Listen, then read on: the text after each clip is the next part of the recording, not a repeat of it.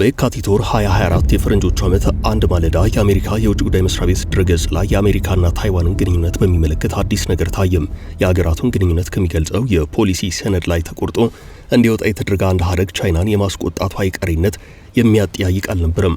በወቅቱ እኛ የታይዋንን ነጻ ሀገርነት አንደግፍም የሚለው አጭር ገለጻ ተቆርጦ እንዲወጣ መደረጉ ብዙ ሲያነጋግር ነበርም። በስድስት ቃላት የተቀነበበውና ከባድ የፖሊሲ ውሳኔ የሚያሳየው ሀረግ መፋቅ ታይዋኖቹን አስፈንድቆ ነበርም።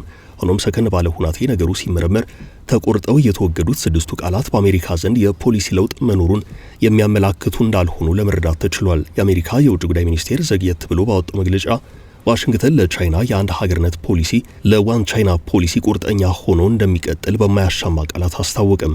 የዶናልድ ትራምፕ አስተዳደር በማስተባበያው 50 ዓመታት የቆየው የአሜሪካ ታይዋን ግንኙነት አካሄድ አለመቀየሩን ያረጋገጠ መረጃ አጋርቷል። በቤጂንግ የሚገኘው የቻይና አስተዳደር የቻይና ብቸኛ መንግስት መሆኑን ከሚቀበለው የአሜሪካ የቀደመ አቋም የተቀየረ ሐሳብ የለንም ሲል ነገሩን አስተባብሏል። አንዳንዶች ታይዋን ከቻይና ዘንድ ወረራ ክትፈጸምባት መሳሪያ ለማቅረብ ህጋዊ ግዴታ ውስጥ ገብታ የቆየችው አሜሪካ ስልታዊ አሻሚነት ለመከተል እየሞከረች ነው ሲሉ ሁኔታውን ገልጸውት ነበርም። ይሁንና ግን የቃላት ቅነሳ እርሱን ተከትሎ የመጣው የማስተባበያ መግለጫን ተመልክቶ ነገሩን ስትራቴጂክ አምቢጊቲ በማለት አቃሎ መጥራት ትራምፕ ላይ መተማመን አደጋ እንዳለው ተንታኞች በሰፊው ተናግረዋል። በታይዋን ጉዳይ የወቅቱን የአሜሪካ አስተዳደር ተማምኖ መቀጠል እንደማይቻል ከሚናገሩት መካከል የስፔክታተሩ ኢያን ዊሊያምስ አንደኛው ነው። ትራምፕ ሲፈልጋቸው ታይዋን ላይ ወረራ ከተፈጸመ በቻይና ላይ ከ150 እስከ 200 በመቶ ታሪፍ እንደሚጥሉ የሚናገሩ ናቸው ይላቸዋል። በሌላ ጊዜ ደግሞ ለታይዋን ግድ የማይሰጣቸው በአንጻሩ የአሜሪካንን የቺፕ ማምረቻ ኢንዱስትሪ ጠቅልላ የወሰደች አድርገው ደሴቲቱ ላይ ስሞታ ያቀርቡባታል ሲል የነገሩን ግራ አጋቢነት ያስረዳል። ከቻይና ዘንድ ከባድ አደጋ ተደቅኖብናል የሚሉት ታይዋንና ሌሎች በእስያ የሚገኙ የአሜሪካ ወዳጆች ነገሩን በትኩረት ሊመለከቱት እንደሚገባ ዊሊያምስና ሌሎች የምዕራቡ ዓለም ተንታኞች በአጽንኦት ይናገራሉ። የትራምፕ አስተዳደር በዩክሬንና በአውሮፓ ጉዳይ የያዘው የማግለልና ራሳቸውን ቻሉ አይነት አቋም እስያን ጭንቅ ውስጥ ቢከት ሊገርም አይገባም የሚለው ትንታኔ መሬት እያያዘ ነው። በአሜሪካ ገሸሽ ተደርጋው ላላ ሜዳ ላይ ያለ ደጋፊ እርቃኗን ልትጣል የምትችለው ቀጣዩ ሀገር የትኛዋ ናት ከተባለም አይኖች ሁሉ ታይዋን ላይ ያርፋሉ። ነገሩ ከሚታሰበውም የከፋ መሆኑ ተነግሯል። ቀጣዩ ጥንቅራችን ይህን በስፋት ይመለከታል።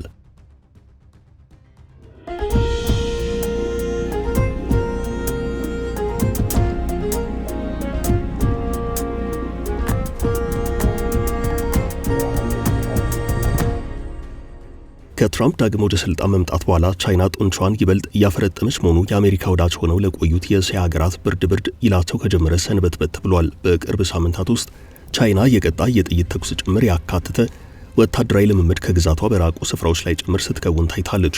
ሚጢጥያዋን ታይዋንን ሲያካልል የቆየው የቤጂንግ ወታደራዊ ልምምድ አሁን የአውስትራሊያና ኒውዚላንድ አቅራቢያ ጭምር መካሄድ መጀመሩ መጪውን ጊዜ አስፈሪ አድርጎታል። ቻይና ባለፉት 18 ወራት በታይዋን ጉዳይ ተሳካ የሚባል ዲፕሎማሲያዊ አድማ ወይንም ዲፕሎማቲክ ኩ ስታደርግ መቆየቷ ይነገራል። በተለምዶ የዓለም አቀፉ ደቡብ ክፍል 70 ያህል ሀገራት ደሴቲቱ በተገኘው መንገድ ሁሉ ከማዕከላዊት ቻይና ጋር መዋሃድ እንዳለባት እንዲያምኑ ያስቻለ ስኬት መገኘቱን ዘገባዎች አመላክተዋል። የዲፕሎማሲ ዘመቻው ላይቀሬው ወረራ አሊያም ደሴቲቱን ከበባ ውስጥ ከቶ ምጣኔ ሀብቷን በማድቀቅ በእጅ አዙር ማስከበር ዓላማ ላደረገ ግዙፍ እቅድ ሙቀት መለኪያ ተደርጎ ተወስዷል። የቻይናን ሁለገባ አካሄድ ተከትሎ የዩክሬንና ታይዋንን የሚያነጻጽሩ ስጋት አዘል ጥያቄዎችና የቢሆን ትንተናዎች ቢሆንታዎች የምዕራቡና የእስያ ብዙሃን መገናኛዎች የትኩረት ማረፊያዎች ናቸው። ቻይና በደሴቲቱ ላይ የሳይበር ጥቃት የውስጥ ኬብሎችን የመቁረጥና ወታደራዊ ልምምዶችን ጨምሮ በተለያየ መንገድ ጫና እያሳደረች ነው። የትራምፕ አስተዳደር በታይዋን ጉዳይ አዲስ አይነት ገለጻ ለመጠቀም የመሞከሩ ነገር ከቻይና ጋር በጉዳዩ ዙሪያ ለመደራደር የማመላከት አድርጎ መውሰድ እንደሚገባ የሚናገሩ አሉ። ከዛ ውጭ ግን አሁንም ድረስ ታይዋንን ከቻይና ወረራ በመጠበቅ ረገድ የትራምፕ አስተዳደር ቁርጠኛ አቋም እንደሌለው መናገር ይቻላል የሚሉ የምዕራቡ ዓለም ተንታኞች አሉ። ምዕራባውያኑ ሩሲያ በዩክሬን ጦርነት እንዳታቸንፍ ማድረግ ቻይና በታይዋን ደሴት ላይ ወረራ ከመፈጸም እንደሚያቆማት ሲናገሩ ቆይተዋል። ከትራምፕ መምጣት ጋር በተያያዘ በአሜሪካ የውጭ ጉዳይ ፖሊሲ ዙሪያ ለውጦች መኖራቸውን ተከትሎ ዩክሬን ዛሬ ነገ ደግሞ ታይዋን የሚል ስጋት አዘል ንጽጽሮች አየሩን ሞልቶታል። አንድ የእስያ ተነባቢ ጋዜጣ ዩክሬን የገጠማትን መነሻ በማድረግ ታይዋን ቀጣዩ ተረኛ መሆኗ አይቀሬ ነው ብሏል።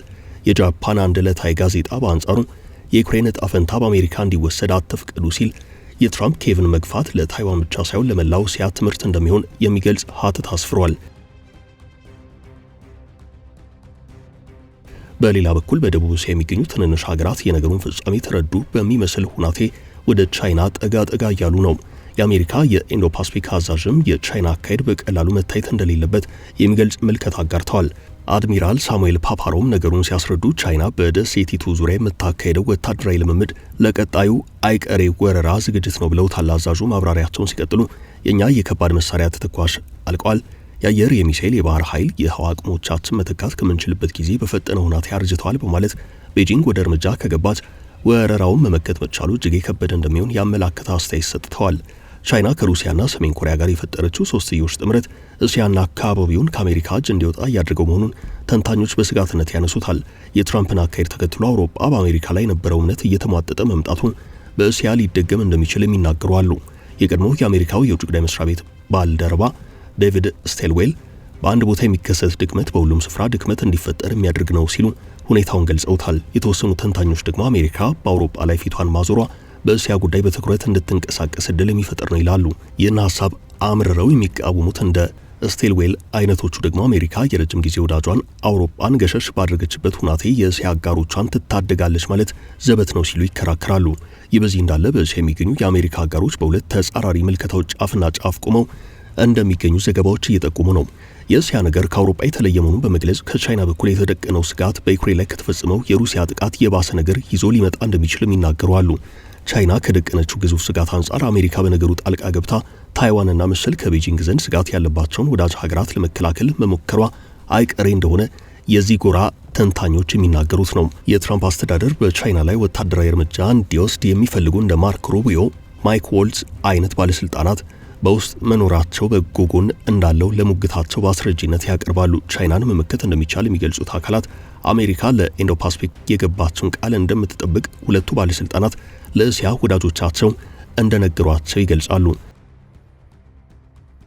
ትራምፕ በቅርቡ የጃፓንና ህንድ ጠቅላይ ሚኒስትሮችን ተቀብለው ማነጋገራቸው በቻይና ጉዳይ የያዙትን ቆፍጣና አቋም የሚያመላክት ነው የሚሉም አሉ።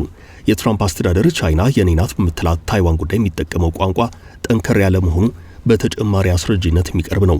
በሌላ በኩል ግን ሙግቱን የሚቃወሙና በዚህ ጉዳይ ዙሪያ ተጻራሪ አቋም ያላቸው አካላት አሉ። ትራምፕ እስካሁን ድረስ በእስያ መጪው ጊዜ ላይ ይህ ነው የሚባል ትኩረት የሰጡበት ሁናቴ እንደሌለ ለሙግታቸው ቀዳሚ አስረጃ አድርገው ያቀርባሉ። ሰውየው ሁሉንም የአሜሪካ አጋሮች እንደ ሸክም የሚመለከቱ በመሆናቸው በብላሽ የደህንነት ዋስትና ያቀርባሉ ማለት የማይመስል እንደሆነ ይገልጻሉ። በእስያ ያሉ የአሜሪካ ወዳጆች በቻይና ጉዳይ ከአሜሪካ ዘንድ ድጋፍ ከፈለጉ በትንሹ ታሪፍን ጨምሮ የተለያዩ መደራደሪያዎችን የመቀበል ግዴታ ውስጥ ሊገቡ ይችላሉ። ትራምፕ ከታይዋን በሚገቡ የማይክሮ ቺፕሴቶች ላይ ታሪፍ የመጣል ምክረ ሀሳብ መሰንዘራቸው በአስረጂነት የሚቀርብ ነው። ያም ብቻ ሳይሆን ደሴቲቱ የአሜሪካ የሴሚ ኮንዳክተር ኢንዱስትሪዎች መከማቻ ሆናለች የሚል ቅሬታ ሲሰነዝሩ ተደምጠዋል። ትራምፕ ከጆ ባይደን አስተዳደር አካሄድ በተለየ ታይዋንን ከቻይና ወረራ ለመጠበቅ መንግስታቸው ያዘውን አቋም በግልጽ መናገር የማይሹ ናቸው። የአሜሪካው የውጭ ጉዳይ ሚኒስትር ማርክ ሩቢዮ የብሔራዊ ደህንነት ባልደረባቸው ዎልት ለትራምፕ ያላቸው ታማኝነት በትራምፕ አስተዳደር ላይ መተማመንን ከባድ ያደርገዋል። ትራምፕ በፍጹም በዩክሬን ላይ ፊታቸውን እንደማያዞሩ ሁለቱ ባለስልጣናት ለአውሮፓ አቻዎቻቸው ነግረዋቸው ነበርም። ሆኖም ይህ ቃል የተገባላቸው ሳይፈጸም መቅረቱን ሁሉም ታዝቧል። ሩቢዮና ዎልት የቁርጥ ቀኗ መጥታ የዩክሬን ገለል የመደረግ ዕጣ ፈንታ ሲገጥማት ተግባሩን ደግፈው በመቆም የቀደማቸው አልነበረም። ትራምፕ አንጻሩ የዓለምን ችግሮች ለመቀነስ ከቻይናው ሺጂንፒንግ ከሩሲያው ቭላዲሚር ፑቲን ጋር ተቀራርቦ መስራት የሚሹ መሆናቸው ለታይዋንና አጋሮቿ የማንቂያ ደውል ነው። ትራምፕ አሜሪካ በታይዋን ያላትን ቦታ ከማስቀጠል በላይ በጉዳዩ ሊፈጠር የሚችል ጦርነትን ማስወገድ የሚፈልግ የእርሷ አዝማሚያ ሶስቱ ታላላቅ ኃይላት በዙሪያቸው ያሉ ግዛቶችን ጠቅልለው እርስ በርስ ተከባብረው እንዲኖሩ ያለመ ፍላጎት የያዘ ነው ሲሉ መገኛውን በሃዋይ ሆኖሉሉ ያደርገውና ኢስት ዌስት ሴንተር የሚሰኘው የአማካሪ ድርጅት ባልደረባ ዴኒ ዳሮይ ምልከታቸውን አጋርተዋል። በጉዳዩ ዙሪያ ያለው የአሜሪካ አጋሮች እሳቢ መጠኑ ቢለያይም በውስጡ ስጋትን ያዘለ ሆኖ የሚታይ ነው። አንድ የታይዋን ባለስልጣን በጉዳዩ ዙሪያ ከዘ ኢኮኖሚስት ጋር በነበራቸው ቆይታ ምሽት ላይ መተኛት እስኪቸገሩ ድረስ ወቅታዊው የደሴቲቱ ሁናቴ እያስጨነቃቸው እንደሆነ ተናግረዋል። የዩኒቨርሲቲ ኦፍ ፊሊፒንስ ባልደረባ የሆኑት ሪቻርድ ሄዳሪያን በአሁናዊቱ አሜሪካ ላይ ሙሉ ለሙሉ መተማመን አይቻልም ብለዋል። ትራምፕ በቀጠናው ላይ ለፈጠሩት ጥርጣሬና ስጋት በአሜሪካው ፕሬዝደንት ክፉ ዓይን ውስጥ ከመግባት የራቅ ምላሽ መስጠት እንደሚገባ በአጽንኦትም ይናገራሉ። የጃፓኑ የወቅቱ ጠቅላይ ሚኒስትር በዩክሬንና አሜሪካ መካከል መራራቅ ቢፈጠር ሀገራቸው ከዳር ሆና መመልከትን ምርጫዋ እንደምታደርግ መናገራቸው የትራምፕን አጸፋ ከመፍራት የመጣ ነው ይባላል። ሌላው ነገር ለትራምፕ ፍላጎት በመገዛት የፕሬዝደንቱን ልብ ማራራት እንደሚገባ የሚገልጹም አሉ። በዚህ ረገድ ጃፓን በአሜሪካ የነበራትን የቀጥታ መዋለ ንዋይ ፍሰት ከ800 ቢሊዮን ወደ 1 ትሪሊየን ለማሳደግ ቃል ስትገባ ታይታለች። የታይዋን ዋነኛው የቺፕሴት አምራች TSMC በአሜሪካ አዳዲስ ኩባንያዎችን ለመክፈት የ100 ቢሊዮን ዶላር መዋለ ንዋይ እንደሚያፈስ አስታውቋል። ከዛ ባለፈ የመከላከያ በጀት የማሳደግ ጦር መሳሪያዎችንና የተጣራ የተፈጥሮ ጋዝን በብዛት ከአሜሪካ መሸመት ተጨማሪ አማራጮች ናቸው። ይሁንና የተወሰኑ እስያውያን ሁናቴውን የሚቃወሙ ሲሆን ለአሜሪካ ፍላጎቶች መንበርከክ ለቻይና ከመገዛት በምን ይለያል ይላሉ። የትራምፕን ቀልብ ለመግዛት በሚል ብዙ ርቀት ከመሄድ ለቻይና ተስማሚ የንግድና መሰል መደራደሪያዎችን በማቅረብ ሰላም መፍጠር እንደሚበጅም ይገልጻሉ። የተወሰኑ ምዕራባውያን ተንታኞች ቻይና ይህንን የቀጠናውን ሀገራት ሁለት ልብነት ስለምታውቅ ለፍላጎቷ እንዲመች አድርጋ እየተጠቀመችበት ነው ይላሉ። የሀገሪቱ ብሔራዊ ዜና ወኪል ዥንዋ በቅርቡ በአሰራጨው አንድ ዘገባ የአሜሪካ ወዳጅ መሆን አደገኛ መዘዝ እንደሚኖረው ማረጋገጥ የሚቻል ሲሆን ራሳቸውን የዋሽንግተን ወሳኝ አጋር አድርገው የሚመለከቱ በየቦታው ተበታትነው እንደተጣሉ የቼዝ መጫወቻ ጠጠሮች መሆናቸው አይቀሬ ነው ሲል ታይዋንና መሰል የአሜሪካ ቡራኬን የሚፈልጉ ጎረቤት ሀገራት ከያዙት የተሳሳተ እሳቤ ወጥተው በሰላም ለቻይና እንዲገብሩ ሲያሳስብ ተስተውሏል።